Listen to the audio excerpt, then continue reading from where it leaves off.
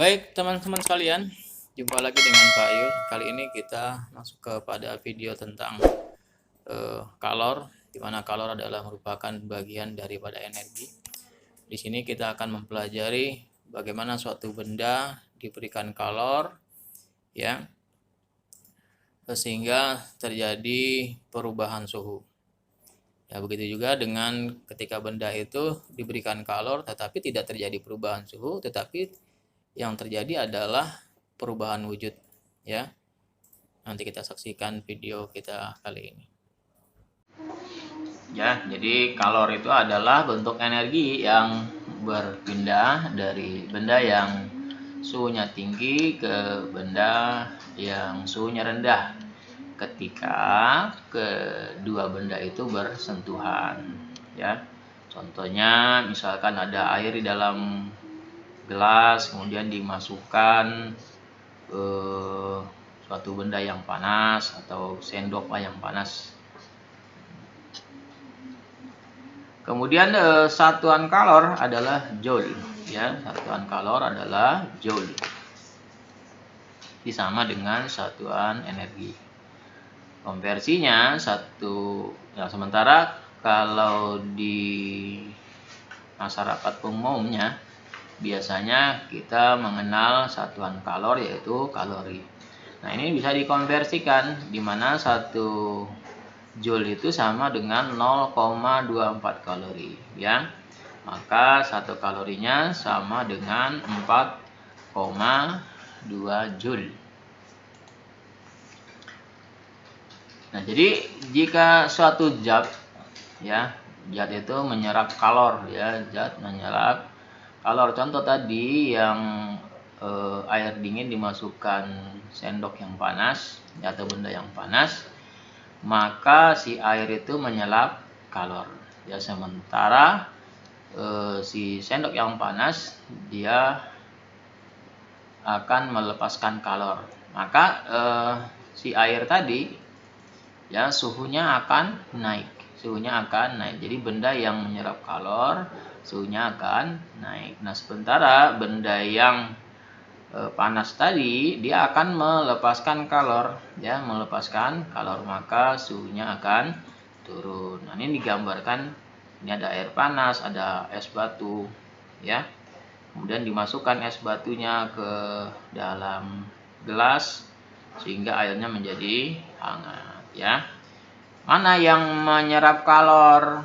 Ya, berarti yang menyerap kalor adalah yang suhunya lebih rendah, ya, yaitu es batu. Sementara yang melepaskan kalor yaitu ini air panas. Sementara itu jumlah kalor yang dilepaskan atau diserap, ya, pada suatu zat, ya, contohnya tadi pada air, ya, yang dingin tadi menyerap kalor dari besi yang panas dimasukkan. Begitu juga dengan besi panas itu yang melepaskan kalor ketika dimasukkan ke dalam air yang dingin. Nah, untuk menentukan besar kalornya yaitu dengan menggunakan rumus ini, yaitu Q sama dengan M kali C kali delta T, di mana C ini adalah kalor jenis zat, ya, kalor jenis zat. Sementara M sendiri adalah massa bendanya, ya, massa benda. Kemudian delta T ini adalah kenaikan suhu atau perubahan suhunya. Jadi perubahan suhunya bisa dihitung dari suhu akhir dikurang dengan suhu awal, ya, suhu akhir dikurang dengan suhu awal. Nah, ini digambarkan dalam bentuk piramida seperti ini, ya, piramida seperti ini. Ya, jadi bisa juga piramida ini kita buat, ya, tarik garis sini, ya. Ya, M, jadi bisa tarik garis, ya. Ya, jadi di sini C, kemudian M dan delta T, ya. Jadi untuk Q-nya sama dengan C kali M kali delta T, atau di beberapa buku juga dituliskan M kali C kali delta T. Sama aja, ya. karena hukumnya komutatif dibalik boleh ya. Kemudian satuan-satuannya apa ya? Satuan masanya ambil kilogram. Kemudian satuan kalor jenisnya yaitu joule per kilogram derajat Celcius gitu ya, atau Kelvin boleh. Kemudian delta T-nya satuannya derajat Celcius atau Kelvin. Jadi satuan Q-nya jumlah kalornya yaitu joule ya, joule.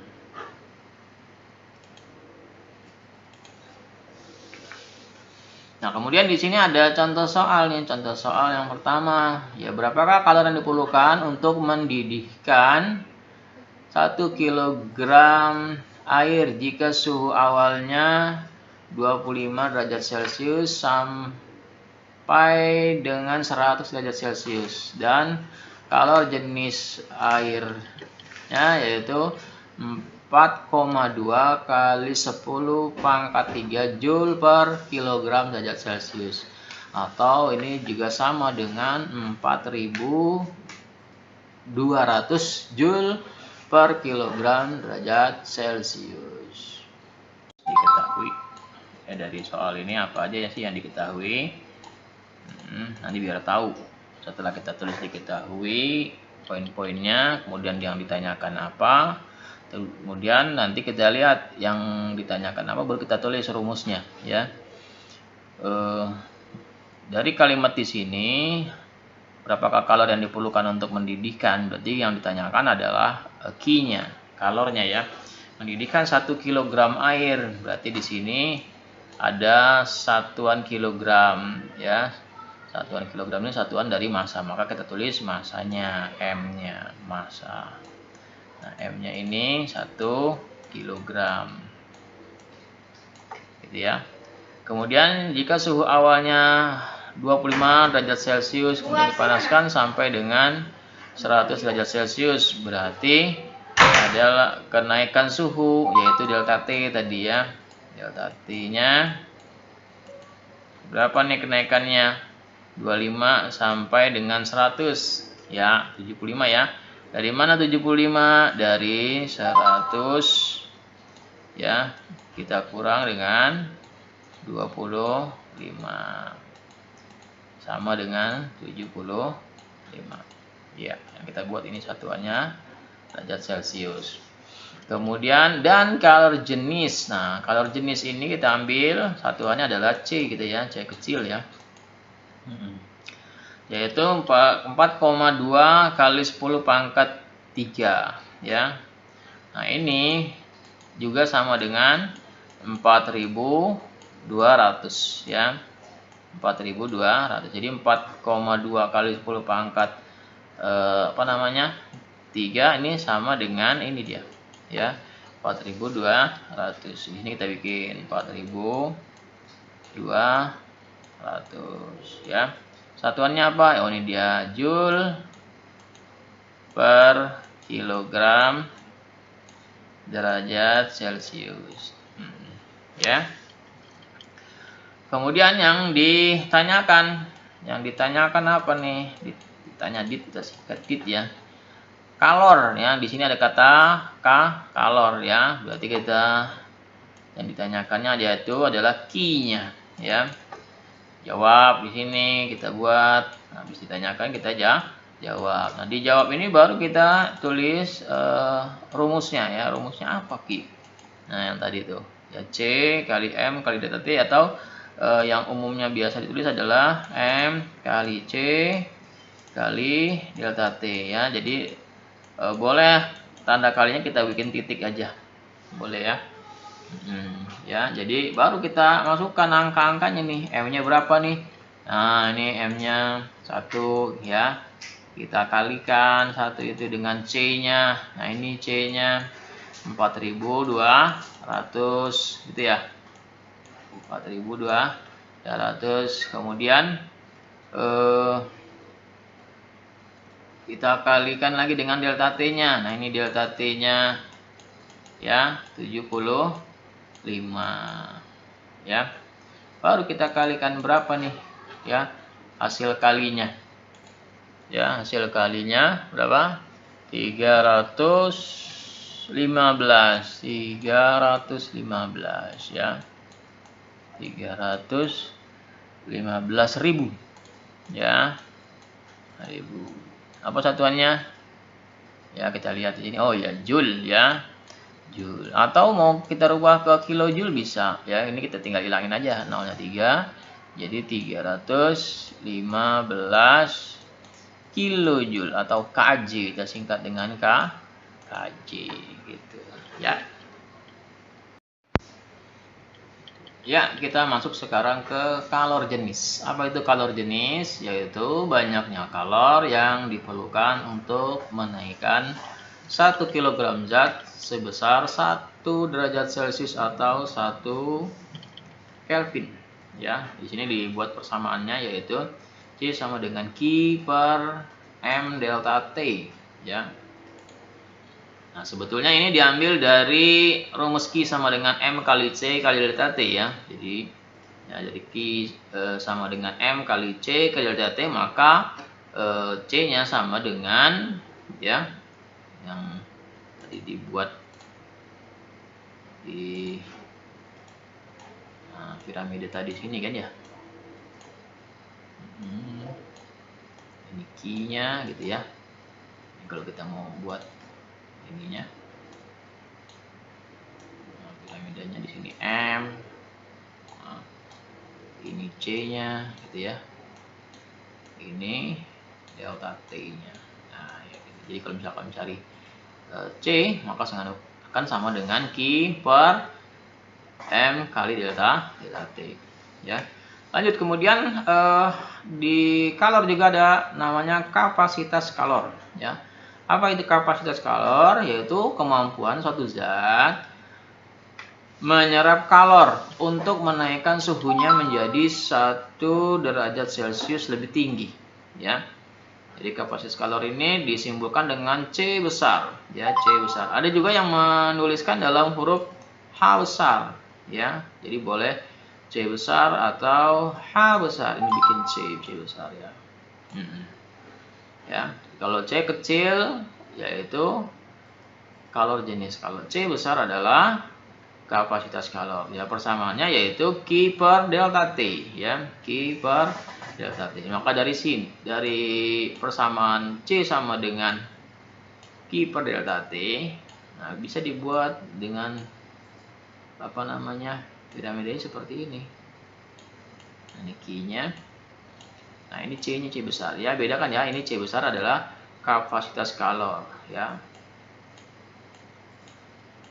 Delta T. Ya, beda. Kalau ini tadi kalor jenis, C-nya C kecil. Atau kapasitas kalor itu adalah hasil kali massa dan kalor jenis ya. Ini dia nih.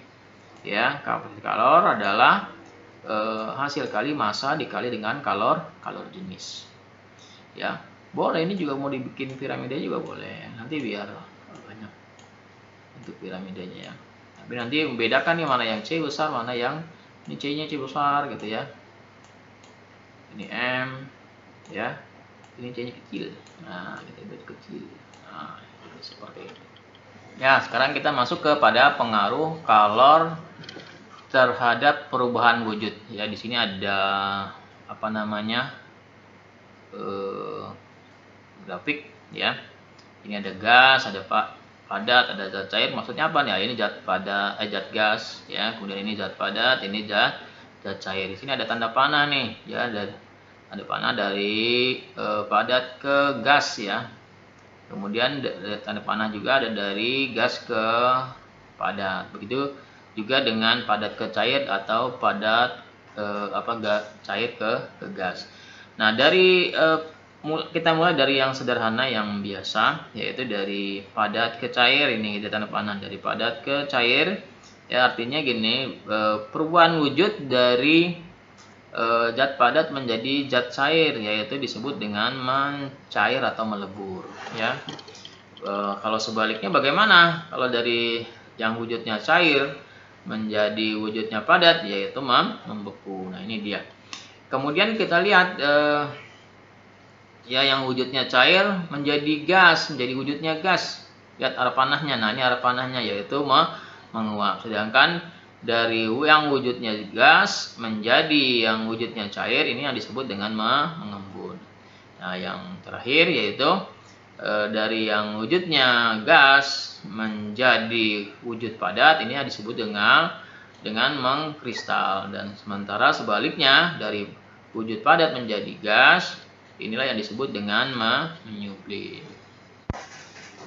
Nah, ini adalah perubahan wujud zat ya yang melepaskan kalor ya.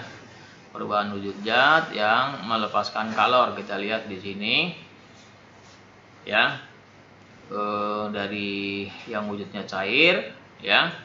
Wujudnya cair yang di dalam gelas ini, sehingga ketika dia melepaskan kalor maka akan membengku. Yang di sini gambar daripada es batu ya. Jadi es batu. Jadi air di dalam gelas menjadi es batu disebut dengan perubahan wujud yang melepaskan kalor.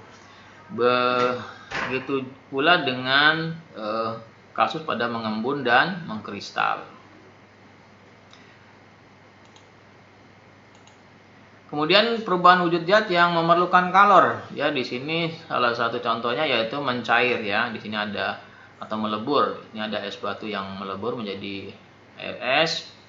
Kemudian kasus yang memerlukan kalor yaitu menguap di sini ya. Ini ada panci isi air dipanaskan di atas kompor gas. Nah, begitu juga dengan kasus menyublim. Nah, inilah contoh-contoh daripada perubahan wujud yang memerlukan kalor, yaitu melebur atau mencair, menguap, dan menyublim. Ya, yang berikut kita masuk kepada kalor laten. Apa itu kalor laten? Yaitu adalah kalor yang dilepas atau diserap pada saat perubahan wujud. Ya, pada saat perubahan wujud. Ini rumusnya yaitu L ya.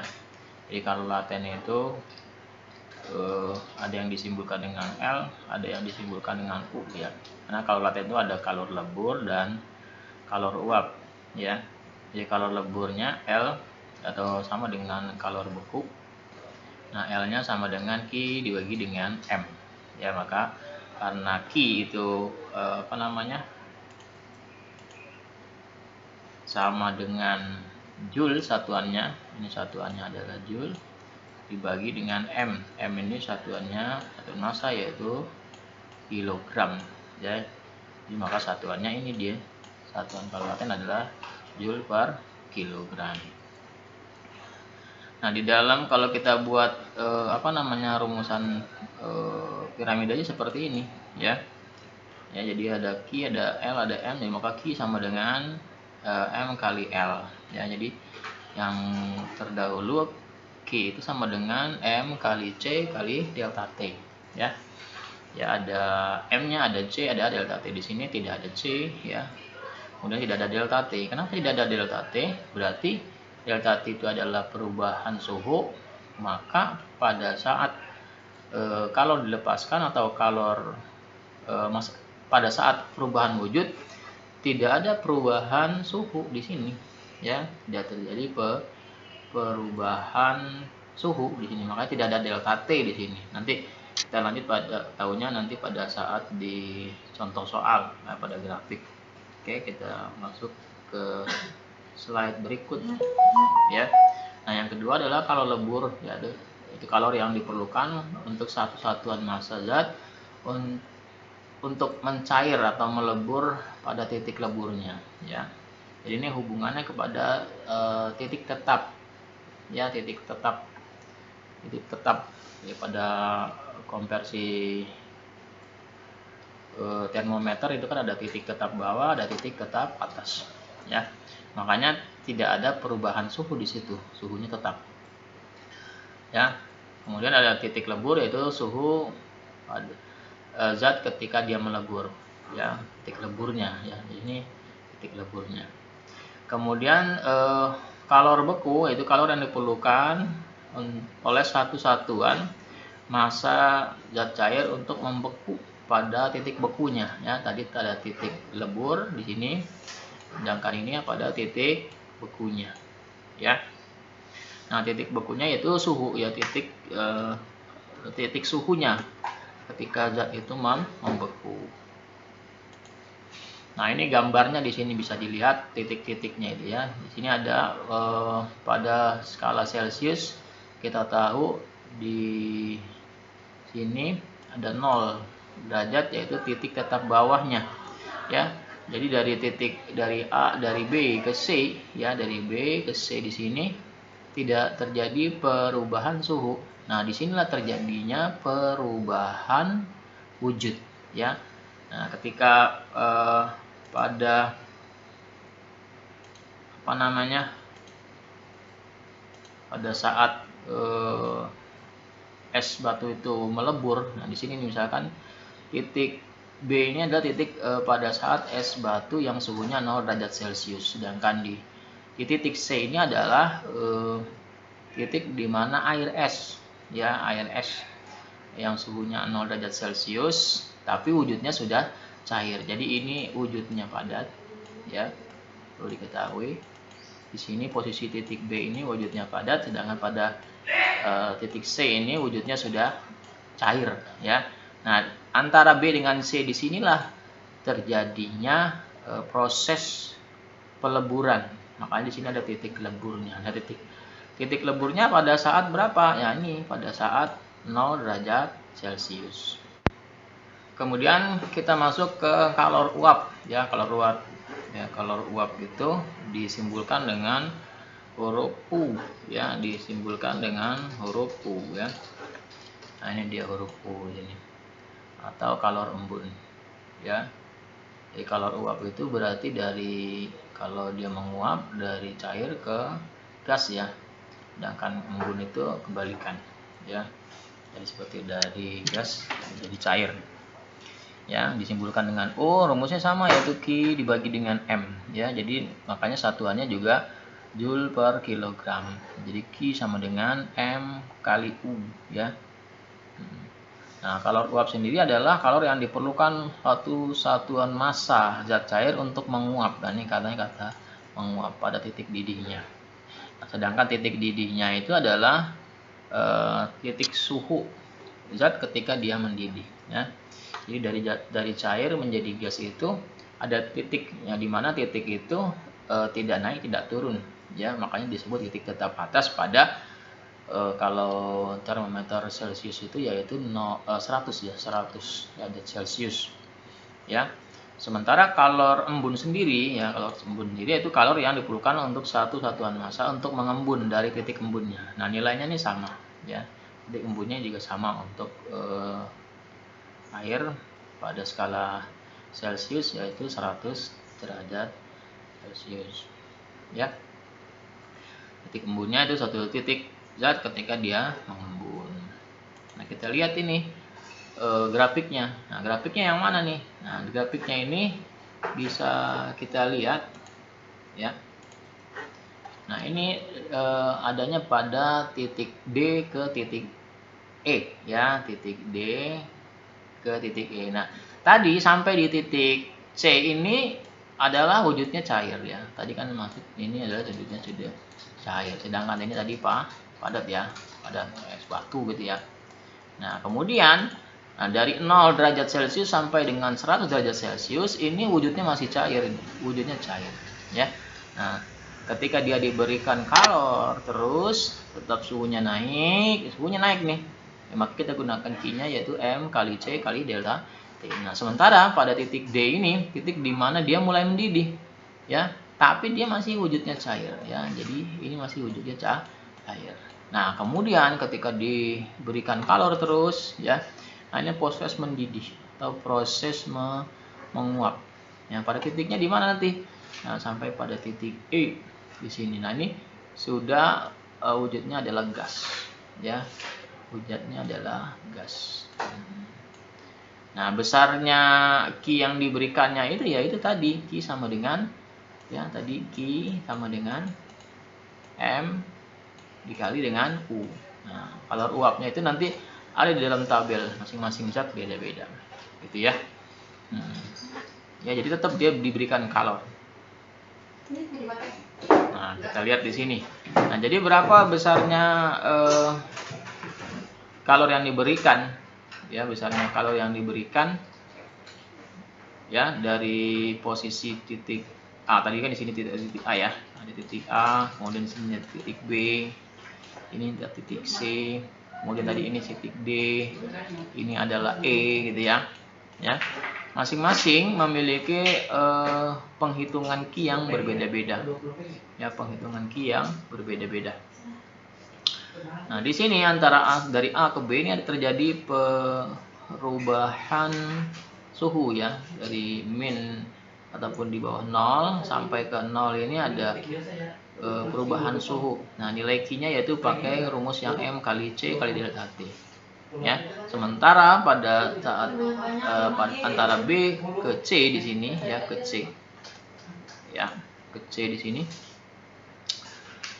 tidak terjadi perubahan suhu, tetapi terjadi perubahan wujud ya. Terus kemudian dari C ke D terjadi perubahan suhu, tidak terjadi perubahan wujud karena di sini cair-cair. Terus kemudian dari D ke E terjadi perubahan wujud, tidak terjadi perubahan suhu. Jadi tidak mungkin dalam waktu bersamaan terjadi dua perubahan ya. Kalau ada terjadi perubahan suhu, berarti tidak terjadi perubahan wujud.